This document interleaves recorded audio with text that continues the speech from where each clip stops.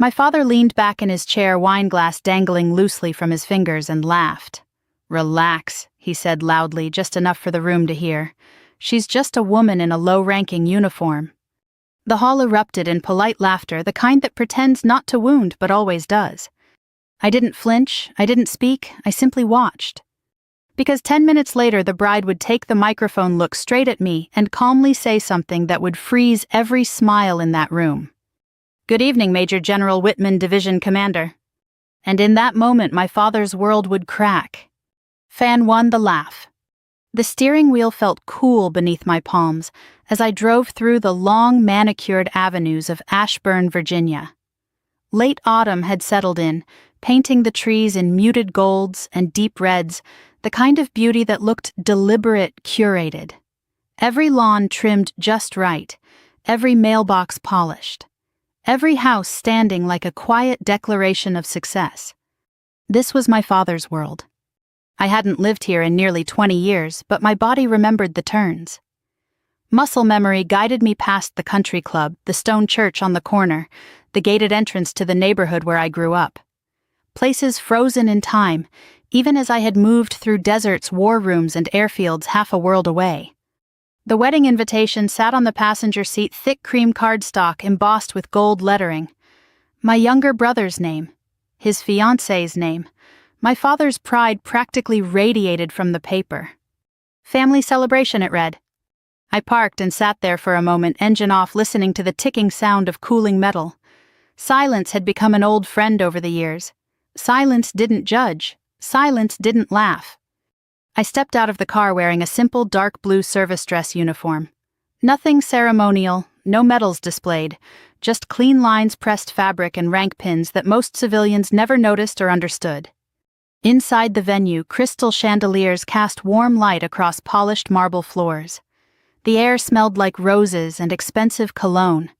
Conversations hummed softly, layered with restrained laughter and the clink of glassware. I spotted my father immediately. Frank Whitman stood near the front of the hall, surrounded by men in tailored suits and women draped in pearls. His posture was relaxed, confident, the posture of a man who had always believed the room belonged to him. He saw me. His eyes flicked briefly to my uniform, then away again, as if I were a passing server rather than his daughter. I felt it then, that familiar tightening in my chest. Not anger, not sadness, recognition. Nothing had changed. I moved quietly to the side, setting my coat over a chair. A few heads turned, some polite nods. No one asked where I'd been. No one asked what I did. That was fine. I wasn't here to be seen. The ceremony rehearsal was about to begin when my father raised his glass and gestured casually in my direction. Someone near him whispered something, perhaps asking who I was. That's when he laughed. Not a cruel laugh, worse, a dismissive one. "Don't worry," he said, voice carrying easily across the marble. "She's just wearing a uniform, low-ranking stuff, nothing important." A beat. Then laughter rippled outward, controlled, courteous, safe. The kind of laughter people use when they want to belong. I stood very still. Years of training had taught me how to keep my face neutral, how to regulate breathing under pressure, how not to react when every instinct screamed to. So I didn't react. I studied my father instead. His smile was easy, comfortable. He had always been good at that, shaping the narrative before anyone else could. In his world, perception mattered more than truth. Titles were only impressive if they came from the right places. The military to him was something respectable in theory and embarrassing in practice, especially for a daughter. Too rigid, too unfeminine, too visible. I remembered being 17, standing in this same building for a charity gala, wearing a borrowed dress, while my father introduced my brother as the future of the Whitman name. I remembered the way my acceptance letter from West Point had sat unopened on the kitchen counter for 2 days. Why would you do that to yourself, he'd asked then, and to us? The past didn't come back in waves, it came back in sharp, quiet flashes. A server brushed past me offering champagne. I declined with a small shake of my head. I didn't drink before missions. The bride's family arrived shortly after. Ava Russo walked in beside my brother, her posture straight, even in heels, her expression composed. She scanned the room not nervously but deliberately. When her eyes met mine, she stopped. Just for half a second. Then she nodded. A nod I recognized instantly. Not social, not polite. Professional. My phone vibrated in my pocket. Unknown contact. We need to talk. Somewhere quiet. Before the ceremony. I exhaled slowly. The laughter from earlier still echoed faintly in my ears, but something else settled in its place, a sense I knew well. The moment before movement. The instant when a situation revealed itself not as a misunderstanding, but as terrain. I looked back at my father. He was laughing again now, hand on someone's shoulder, completely at ease, certain of his position, certain of his story. He had no idea what was coming. And neither yet did I. Known contact. That was what the message now read after I saved the number. I didn't reply immediately. Years in uniform had trained me to pause before acting to let adrenaline burn off so judgment could surface. I moved toward a quieter corridor at the back of the venue, away from the laughter and the string quartet warming up. The walls there were paneled in dark wood, heavy with old money and older expectations. My reflection followed me in the glass blue uniform's straight shoulders, eyes that had learned to hold steady even when everything underneath shifted. My father's laugh followed me like an echo. It always had. When I was a child, Frank Whitman's laughter filled rooms the way sunlight did, warm, inviting, admired. People leaned toward him when he spoke. Teachers praised him at school events. Pastors thanked him publicly for his donations. He liked being the man others deferred to. He liked knowing where he stood. What he never liked was uncertainty. And nothing unsettled him more than the idea that his daughter had chosen a path he couldn't script. The first real crack appeared the night my mother died. A sudden aneurysm. No warning. One moment she was humming in the kitchen, the next she was gone. The house fell quiet in a way it never recovered from. My father became sharper after that, more precise, more controlling. He spoke often about appearances, about maintaining standards, about what people would think. I was 16. Grief hit me like a weight I couldn't lift. I needed structure, purpose, something solid.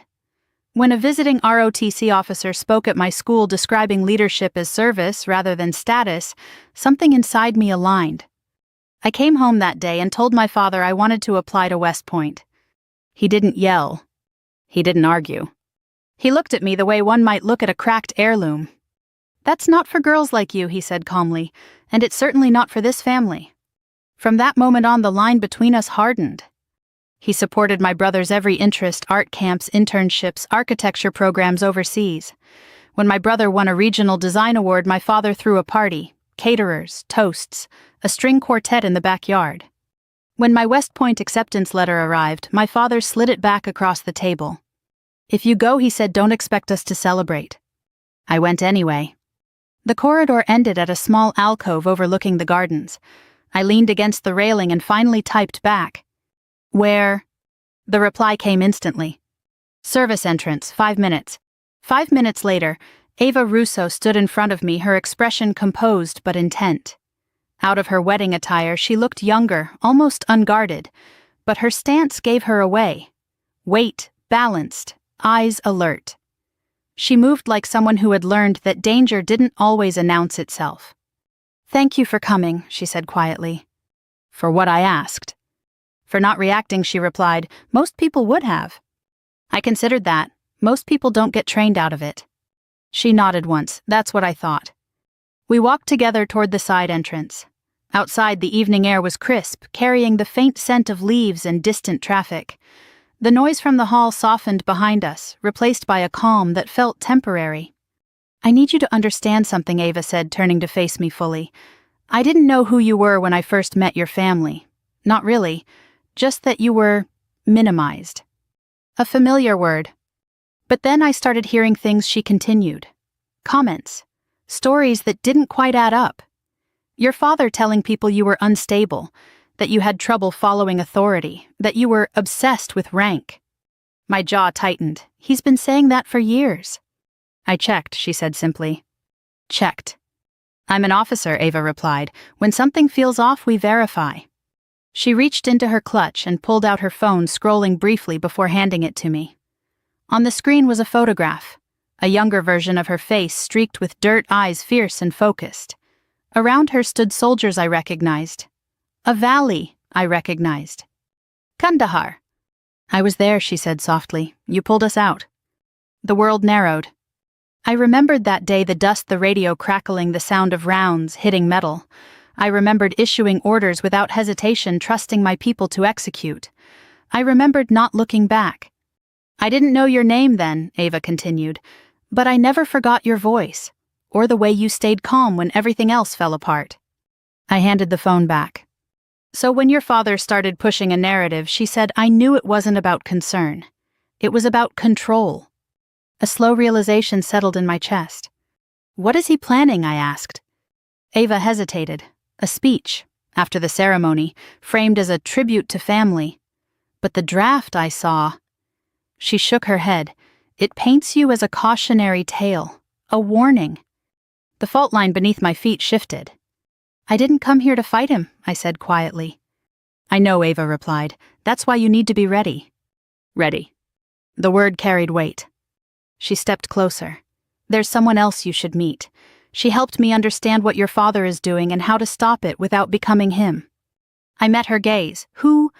Dr. Maya Singh, she said, former defense strategist. She knows how these campaigns work, family ones included. The garden lights flickered on, casting long shadows across the gravel paths. Somewhere inside, my father's voice rose again in laughter. I straightened my shoulders. Then let's talk, I said. Because I was beginning to understand something I'd avoided for a long time. This wasn't about my father's approval. It was about reclaiming the truth he'd tried to bury. We met Dr. Maya Singh the next morning in a place that felt deliberately unremarkable, a narrow coffee shop tucked between a dry cleaner and a law office just outside downtown Alexandria. No chandeliers, no marble, just worn wooden tables, the low hiss of an espresso machine, and the smell of roasted beans clinging to the air like something honest. Maya chose the table in the back corner where she could see both the door and the counter. Of course she did. She stood when we approached, medium height, silver threaded through her dark hair pulled back neatly. Her eyes were sharp, assessing but not unkind. She wore a tailored blazer over a simple blouse, professional, restrained, intentional. Major General Whitman, she said, extending her hand. Her voice was calm, steady. Thank you for agreeing to meet. I shook her hand. Please, Haley. She smiled faintly. Only if you call me Maya. We sat. Ava ordered coffee for all three of us without asking. That told me more about their relationship than any introduction could have. Maya wasted no time. I'm going to be direct, she said, folding her hands on the table. Your father is not acting out of emotion. He's running a narrative operation. I raised an eyebrow, against his own daughter. Especially against his own daughter, she replied. Those are the easiest targets. Familiar terrain, predictable reactions. She slid a thin folder across the table. Inside were printed screenshots, social media posts, comments, a blog article from a local political site with a misleading headline about troubled veterans and family embarrassment. My name wasn't mentioned directly, but the descriptions were unmistakable. He's laying groundwork, Maya continued, planting doubt before anyone asks questions. By the time you speak, he wants people already primed not to listen. Ava leaned forward. He told people she was volatile, that she can't let things go. I exhaled slowly. So if I respond emotionally? You confirm the story Maya finished, which is why you won't. She reached into her bag and placed a small device on the table. A voice recorder, compact, unassuming. From now on, she said, you document everything. Conversations, requests, pressure, especially anything involving legal or financial matters. I studied the recorder. It felt heavier than it looked. I didn't come here to destroy my father, I said. Maya's gaze softened just slightly. Good, because that's not what we're doing. She leaned back. This isn't about revenge. It's about containment. You establish truth. You set boundaries. And you let his own actions speak louder than your response. A familiar framework, clear, strategic. I can do that, I said. Maya nodded. I thought you could. We spent the next hour mapping the terrain, the wedding schedule, the reception order, who would speak, when microphones would be live, which guests were press adjacent. Maya had done her homework, Names, affiliations, influence networks, all neatly categorized. Ava contributed quietly, filling in gaps. She knew which cousins repeated gossip, which family friends pretended neutrality while feeding rumors. She'd been listening for months. She's been watching me, I realized aloud. Ava met my eyes. I've been protecting myself, she said. You just happen to be part of the same pattern. When the meeting ended, Maya handed me the recorder. Keep it with you, she said. And one more thing. She paused.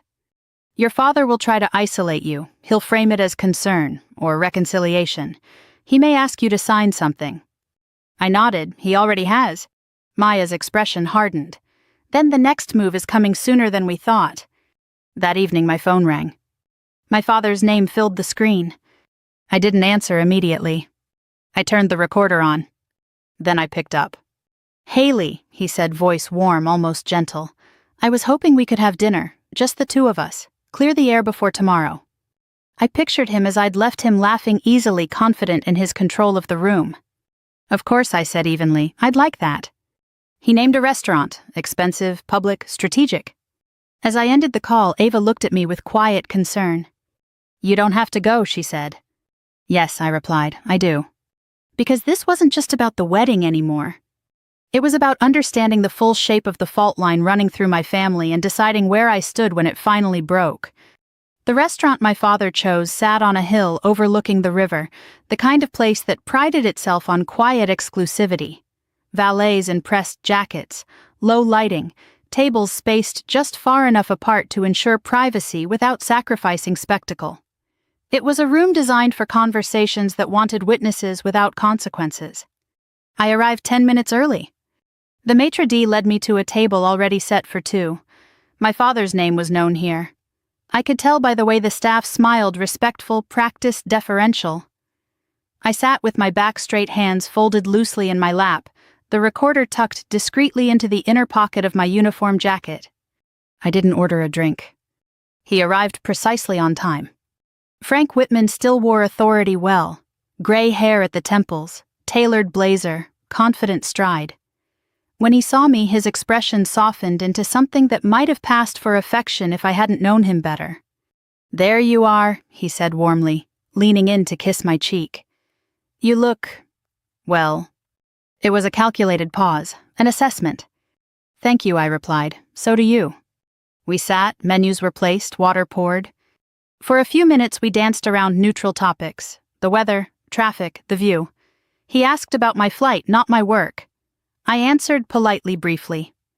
The way one does when the real conversation waits behind a door neither side wants to open first. When our food arrived, he leaned back slightly, knife and fork untouched. I want you to know, he began, that everything I do comes from concern. There it was. For you, he continued, for this family. I nodded once, non-committal. You've always been intense, he said carefully. Driven. That's admirable, but people don't always understand that kind of ambition in a woman. I let the silence stretch. He sighed as if burdened by my lack of response. Tomorrow is important, he went on. Your brother's future, Ava's family, our reputation. I'd hate for old tensions to distract from that. I don't plan to make a scene, I said calmly. Good, he replied quickly, too quickly, because that's what I wanted to discuss. He reached into his leather briefcase and withdrew a slim folder. He placed it on the table between us with deliberate casualness, as if it were nothing more than a wine list. Just a formality, he said, some paperwork to simplify things. I didn't touch it. Simplify what I asked. He smiled. Assets, responsibilities. Your mother's estate was never fully streamlined. This would make it easier for everyone. Everyone, I repeated. Yes, he said smoothly, especially your brother. With his new life starting, it's only right that things be consolidated. I opened the folder slowly. The language was dense, legal, but certain phrases stood out immediately. Irrevocable transfer, full relinquishment of claim, immediate effect. My heartbeat remained steady. Training kicked in, read, assess, do not react. This removes my rights, I said quietly. He waved a hand, temporarily, in practice. In writing, I replied. His smile tightened. Haley, he said, lowering his voice. You don't need a house, you're never here. This is about practicality. This is about control, I said. His eyes flashed, just for a moment. You've always been difficult, he snapped softly. Always had to prove something. I closed the folder and slid it back toward him. I'll have my attorney review it, I said evenly. The shift was immediate. His warmth evaporated. An attorney, he hissed. After everything I've done for you. You mean after everything you've decided for me, I corrected. He leaned forward, voice dropping. Do you have any idea how this looks? Bringing lawyers into family matters? Playing soldier instead of daughter? I met his gaze. I am a soldier. He scoffed. That uniform again. The words landed exactly where he intended. I reached into my wallet, removed a $100 bill, and placed it neatly on the table. That will cover my share, I said, standing. Please have your lawyer contact mine. Sit down, he ordered. I didn't. Haley, he said sharply, if you walk away now. I already did, I replied. As I turned, I felt his stare burning into my back. The dining room buzzed softly, oblivious. Outside, the night air was cool and clean, washing over me like a reset. In my car, hands steady, I removed the recorder and stopped the recording. The phone buzzed before I even started the engine. Ava. Ava, he posted something. She sent a link. The headline made my stomach drop. A story, carefully worded, anonymous sources, concerns about emotional instability and family strain. A grainy photograph of me exhausted after a deployment repurposed as evidence of decline. I closed my eyes. Then I started the car. Because the dinner hadn't been reconciliation. It had been confirmation. And now there would be no more guessing. The night after the article went live, sleep refused to come. I sat in the dark of my temporary apartment, the city lights of Alexandria glowing faintly through the blinds like distant watchfires. The laptop hummed softly on the kitchen table, its screen filled with open tabs, news sites, archived posts, cached versions of the story already spreading faster than it could be corrected. Emotionally volatile, estranged from family, obsessed with rank and recognition. Each phrase was a blade carefully sharpened, designed not to kill outright but to weaken credibility, to make people tilt their heads and say, well, maybe. I had faced insurgents who were less methodical. At 2:14 a.m., my phone rang. Maya. I've seen it, she said without preamble. Her voice was calm, but there was steel beneath it. It's worse than I expected. Legally, I asked.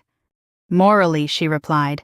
Legally, it's sloppy, which means it was rushed. That tracked. My father didn't like delays. He liked momentum. Come in, Maya said. Now. Her office sat in a converted brick building near the river. By the time I arrived, the lights were on and the door unlocked. Inside, the space looked nothing like a therapist's office or a consultant's suite. One wall was covered in maps, political districts, social networks, media ecosystems. Another held a whiteboard already filled with names, arrows, and timestamps. Ava was there, seated at the table, her wedding dress replaced by fatigues. She looked up when I entered. They're escalating, she said. So are we, Maya replied, gesturing for me to sit. She clicked a remote, and the screen at the far end of the room lit up. This is what we know, Maya began. Your father seeded the narrative through 2 channels, social credibility and plausible concern. He didn't attack your service directly. He questioned your stability. Which is harder to disprove, Ava said quietly. Unless, Maya continued, you change the frame. She brought up another file, official, sealed. Confirmation of rank, she said. Updated as of last quarter. Major General, Division Commander, active duty. My name sat there in black and white. We don't release this ourselves, Maya said. That looks defensive. Then how I asked. She looked at Ava. Ava straightened. I speak, she said simply. The room fell quiet. I'm the bride, she continued. They expect me to give a speech. No one questions that. And I'm not attacking anyone. I'm honoring someone. I felt a tightness in my chest that surprised me. Maya nodded. We support that with facts, visuals, verification. The truth presented cleanly. She turned back to the board. We control timing, the reception, microphones, screens, press presence. We release a packet simultaneously rank confirmation service record summaries third-party validation. Who I asked. Maya smiled slightly. A 4-star general who still believes in integrity. My phone buzzed again. Unknown number. I answered. Haley, a familiar voice said, calm, measured, it's Alistair Vance. My former commander, now stationed at the Pentagon. I was informed, he continued, that there's a campaign questioning your service. Yes, sir, I said. A pause. Send me what you have, he said, and stop worrying. This shouldn't have gone on this long. The call ended. I looked up at Maya and Ava. That's our anchor, Maya said. We don't argue opinions, we establish reality. For the next 12 hours, the room became something else entirely. Phones buzzed, emails flew, files were verified and re-verified. Ava coordinated discreetly with venue staff under the pretense of wedding logistics. Maya contacted journalists she trusted, people who still believed that truth mattered more than access. I contributed where I could, but mostly I watched. Watched the story I'd lived in silence take shape as data. By dawn, the whiteboard was full. One final item remained. Maya handed me a garment bag. Inside was my Class A dress uniform. Pressed, perfect. I ran my fingers over the fabric, the weight of it familiar and grounding. You don't have to wear it, Ava said softly. I shook my head. I do, I replied, not for them, for me. As the sun rose over the river casting pale light across the office, Maya capped her marker. We're done preparing, she said. From here on we execute. I exhaled slowly. For the first time since I'd driven into my father's neighborhood, I felt something settle inside me, not anger, not fear. Clarity. The ballroom of the Four Seasons looked exactly as my father intended it to, timeless, expensive, unquestioned. Crystal chandeliers threw warm light across linen-draped tables. A string quartet floated near the stage, their music soft and ornamental, designed to soothe rather than stir. Men in tailored suits stood with glasses held just so. Women in silk dresses leaned in close, trading careful smiles and curated compliments. Power disguised as celebration. I arrived after the ceremony had already begun, not late, precisely on time for what mattered. The doors at the back of the room opened quietly and I stepped inside. The Class A uniform felt different here than it did on base. Heavier somehow, not because of the medals, those were minimal, but because of the eyes. Curious, appraising. A few people recognized the insignia, most didn't. To them it was just another uniform. I took a seat near the back, hands folded, posture straight. I didn't look toward the front. I didn't look toward my father.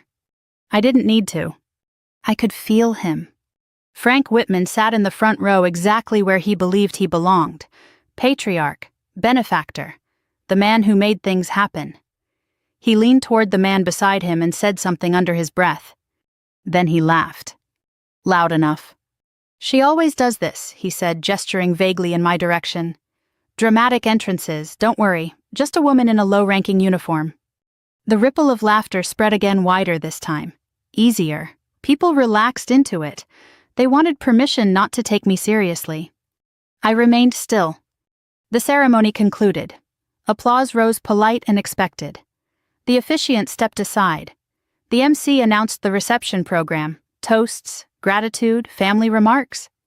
My father stood. He moved toward the microphone with practiced confidence, adjusting his cufflinks as he walked. He smiled at the crowd, lifting his glass. Family, he began warmly. Friends, we are gathered here not just to celebrate a marriage, but to honor legacy. I watched Ava from the corner of my eye. She stood as well. My father continued, we all make choices in life. Some bring us closer together. Some... He paused, glancing back toward me. Some pull us away. A few people shifted uncomfortably, others nodded. He raised his glass again, but tonight we focus on unity, on what truly matters. He finished to applause. Then Ava stepped forward. She took the microphone gently from his hand. Not abruptly, not defiantly, just firmly enough that there was no mistaking the transfer of control. The room quieted. Ava didn't smile. She didn't rush. She stood tall, shoulders back, breath steady. Before I begin my remarks, she said clearly, there is someone I need to acknowledge. Her gaze moved not to the front row, not to her new husband, but to the back of the room. To me. A hush fell. Conversations died mid-thought. Even the quartet went silent, bows hovering above strings. Ava's voice carried easily unshaken. "Good evening," she said. "Major General Whitman, Division Commander." For a moment the words didn't land. They hovered in the air, foreign and unfamiliar. Then they settled. A collective intake of breath rippled through the room. Heads turned, whispers ignited. I saw phones come out not to film drama but to verify reality. I stood. Not quickly, not dramatically. I rose the way I'd been trained to rise, deliberate, grounded. Ava brought her hand up in a crisp, precise salute. It was perfect. Not ceremonial, not symbolic. Professional. The effect was immediate. My father froze. The color drained from his face so fast it was almost startling. His mouth opened, then closed, then opened again as if his mind were scrambling to rewrite a script that had just been shredded. Ava lowered her hand. "The officer seated at the back of this room," she continued, "is the woman who commanded the operation that saved my unit's lives in Kandahar. She didn't seek recognition. She didn't tell stories. She just did her job." Behind her the screen lit up. Clean, unadorned. My name, my rank, my assignment. Then photographs, field briefings, unit citations. A short video clip, General Vance unmistakable in his 4-star uniform confirming my service record with the kind of authority that didn't invite debate. "This is not a matter of opinion," Ava said. "It's a matter of fact." The room erupted. Not in chaos but in applause, slow at first, then louder. People stood one by one. The sound filled the space, pressing in from all sides. I didn't move. I stood there breathing evenly, letting the truth speak for itself. My father took a step toward the stage, shaking his head. "This is absurd," he said hoarsely. This is a misunderstanding." No one looked at him. Not anymore. The applause continued, not celebratory but resolute. Acknowledgement, recognition. I met Ava's eyes. She nodded once. That was all. I sat back down as the noise swelled, as the room adjusted to a new reality, one where stories couldn't override facts and laughter no longer protected lies. When the applause finally faded, the silence that followed was deeper than anything that had come before. The fault line had broken, and there was no putting it back together. I didn't stay for the rest of the reception. I slipped out while the room was still trying to decide what to do with the truth it had just been handed. People were standing talking in lowered voices now, their laughter replaced by something quieter and more unsettled. The kind of silence that comes after a storm when debris is still falling and no one is quite sure what remains intact. Outside, the night air was cool and steady. The city hummed softly in the distance, indifferent to weddings and reputations and family legacies. I stood there for a moment on the stone steps, my breath visible, my uniform catching the pale glow of the lights behind me. For the first time that weekend, my shoulders relaxed. My phone buzzed as I reached my car. Ava. Ava, I meant every word. Thank you for letting me say it. I typed back slowly. Thank you for telling the truth when it mattered. I sat in the driver's seat without starting the engine. The adrenaline had faded, leaving behind a deep bone-level fatigue I recognized well. Not the exhaustion of fear or anger, but the kind that follows completion. Mission accomplished. Area secure. The next morning the fallout began. By noon, the article that had painted me as unstable was gone, retracted, quietly replaced by a bland editor's note citing incomplete sourcing. A more reputable outlet ran a follow-up, this one factual, concise, impossible to spin. My service record wasn't celebrated, it was simply stated. Dates, commands, verifications. That was enough. By evening, my father called. I let it go to voicemail. Then he showed up. I heard the knock through the apartment door, sharp, impatient. I waited a moment before opening it. When I did, Frank Whitman stood there looking older than I remembered. Not frail, just diminished. His confidence, once effortless, now seemed forced, like a suit that no longer fit. You humiliated me, he said without greeting. I studied him quietly. The man who had filled rooms with laughter. The man who had decided years ago that control was the same as love. I didn't say a word, I replied. You let her do that, he snapped, in front of everyone. I didn't stop her, I said. There's a difference. He stepped inside, uninvited, pacing the small living room. Do you have any idea what people are saying? Boards I've been asked to step down from. Invitations rescinded. I waited. You could have warned me, he continued. Handled it privately, like family. I met his eyes then. Family doesn't erase the truth to protect itself, I said calmly. It faces it. He scoffed. You've always been dramatic. No, I replied. I've been consistent. Silence stretched between us. Finally, he spoke again, quieter now. What do you want? I considered the question carefully. I want boundaries, I said. You don't speak for me, you don't define me, and you don't get to trade my life for your comfort. He stared at me, searching for leverage that no longer existed. And the house, he asked. My lawyer will be in touch, I said. You can stay, but you'll pay fair market rent. Every dollar goes into a scholarship fund for children of fallen service members. His mouth opened, closed. You'd do that to me, he whispered. I shook my head. I'm not doing anything to you. I'm doing something with what I own. He left without another word. The door closed softly behind him, the sound final but not cruel. Weeks passed. The noise died down. The headlines moved on.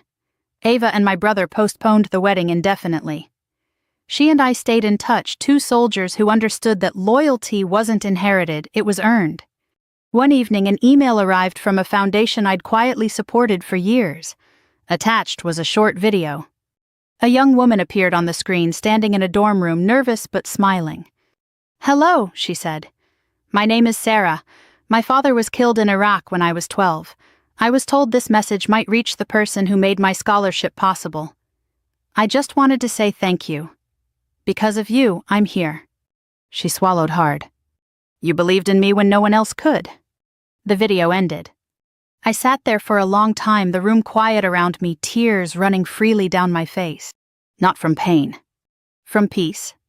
I finally understood what my service had given me, not rank, not recognition, but the ability to draw a line and stand behind it, to protect what mattered, to walk away without losing myself. They say home is where the heart is. Sometimes you have to leave home to find it.